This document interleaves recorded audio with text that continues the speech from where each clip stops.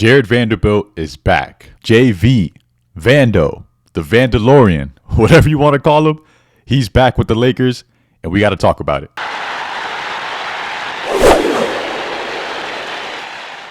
Before we get started, if you could do me a huge favor and drop a like on the video, and make sure to subscribe so you don't miss out on any future Lakers and other sports content. So this update regarding Jared Vanderbilt's return is very exciting. However, I would like to take some time to send out my deepest thoughts and prayers to everyone in the greater Los Angeles area that's being affected by these wildfires. This is absolutely insane. I personally have never seen anything like it.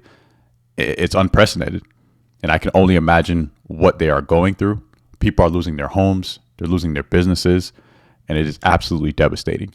If you personally have anyone, whether it's friends, family, any loved ones whatsoever that are in the area, one, I hope that they're safe, and two, I genuinely hope that, when this mess gets cleared up, that they can get back on their feet as quickly and safely as possible. So again, if we can, man, just drop some prayers in the comment section real quick, and just our deepest condolences, thoughts, prayers to everyone that's being affected by these wildfires. And I hope that they can prosper going forward and get back on their feet as quickly as possible. Thank you guys. I really appreciate it. All right. So let's try to keep it a little bit more positive now. So again, Vanderbilt, it looks like he might be back and things might be looking good. Longtime Lakers insider Dave McMenamin tweeted out earlier today that Jared Vanderbilt has been assigned to the South Bay Lakers. We heard last week that he was kind of running 5-on-5 with some of the coaches, but he hadn't really ran a full game of 5-on-5 with other players. So that's why they wanted to assign him to South Bay.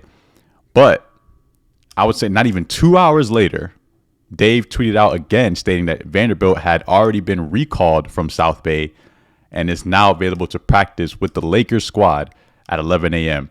So this is great news, in my opinion, because to me, what that says is when they sent him down to South Bay and they were able to get a good look at him, he looks great. That's how I interpret this. It looks like he's not really carrying much rust. He's probably moving very quick, very fast.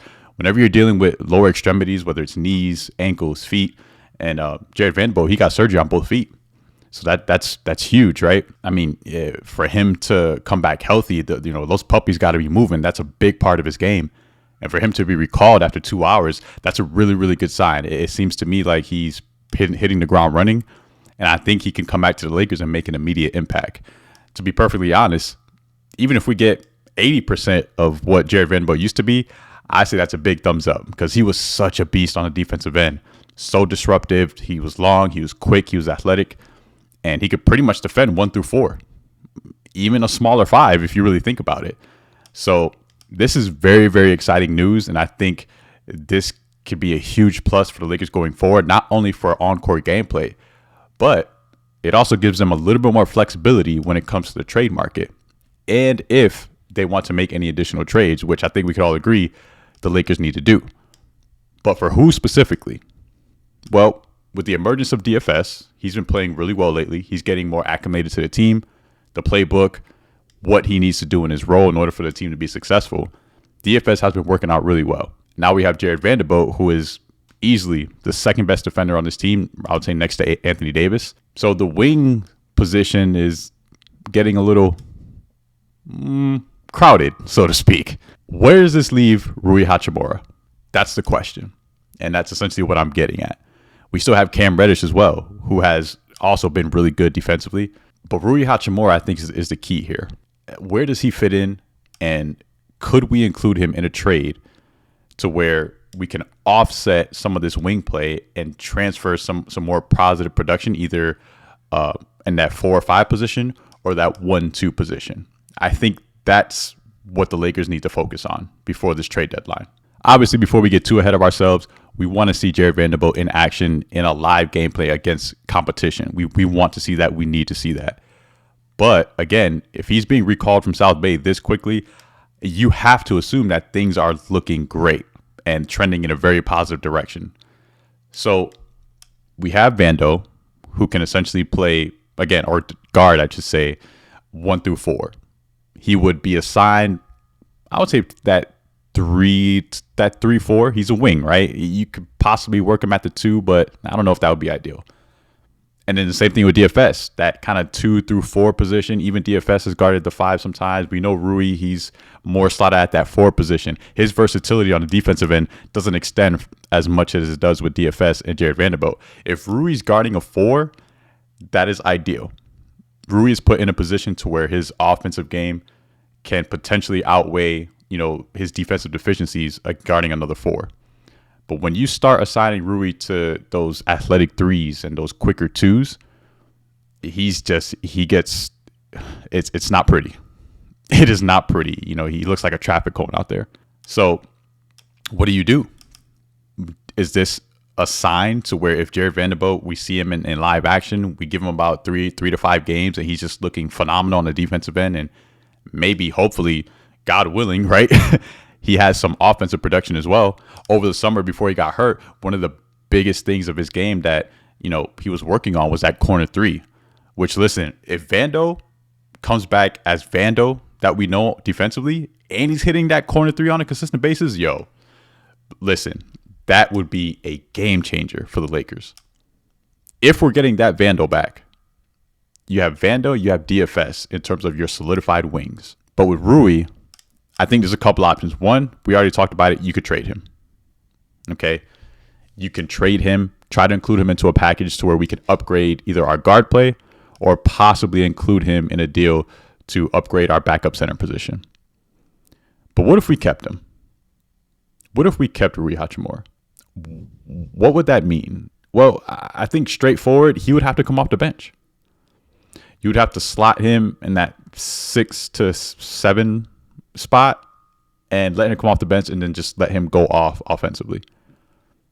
That's the only way I see Rui being successful on this team. With DFS on this team now or on this roster, he fits too well in the starting lineup alongside Anthony Davis and LeBron James. Rui he's getting played out of his starting role, if I'm being completely honest. And I think most of you would agree with that. If DFS is knocking down that 3 ball, there's really no reason for Rui to start. Let him bring that offensive firepower off the bench where he's most comfortable, slotted right at that 4 position, probably relieving LeBron James when he goes to the bench, giving him some solid minutes. Now you're talking about a lineup that makes a lot more sense. But again, if we don't keep him, we got to trade him.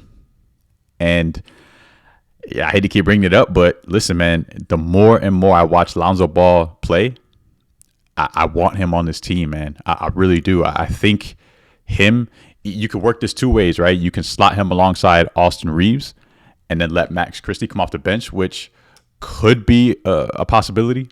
Or you can kind of stick with Austin Reeves and Max at the 1 and 2.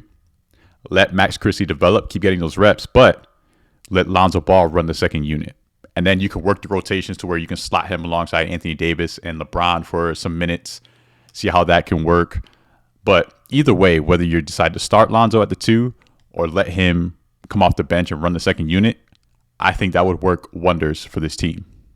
I know a lot of you are still not completely sold on Lonzo, but me personally, I think it's just a matter of time with him. I think he's doing great. And again, the biggest thing with him is just knocking off the rust and seeing how he's moving. Is he aggressive? Is he confident? Is he still quick? Is he still athletic? Does he still have that lateral quickness? Does he still make winning plays? And the answer is yes. If you've been watching him recently, you understand that he still has that high IQ. He can still play make, and he still makes winning plays on both ends of the floor. He's jumping passing lanes. He's picking pockets. And these are against like legit guards. Okay, sometimes even wings. Lonzo Ball, he's strong. Like, again, he's quick. He gets low. He has great hands. I mean, Lonzo Ball is somebody that I think could really help out this team. More so, in my opinion, than someone like Bruce Brown. I'm just not sold on Bruce Brown, man. I'm really not. A healthy Bruce Brown, whenever the Nuggets won the championship, that level Bruce Brown, sure. Okay, yes. But even then, if you were getting that level of Bruce Brown, they wouldn't be letting him go for a second or two. And by a second round pick or 2 is what I mean. So I don't know.